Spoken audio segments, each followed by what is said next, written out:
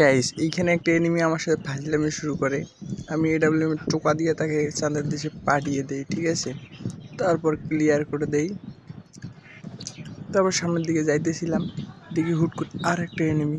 বাপরে বাপ, সে কি ফাইট নিতে শুরু করছে আমার সাথে। এডব্লিউএম এর একটা টোকা দিয়ে তাকেও নক করে দেখে চাঁদের দেশ বরাবর চাঁদের দেশ পাঠিয়ে দিয়েছি। এবার সামনে আর একটা এনিমি ছিল, এবার তাকেও স্নাইপারে এডব্লিউএম এর টোক একেবারে চাঁদের দেশ পাঠিয়ে দিই।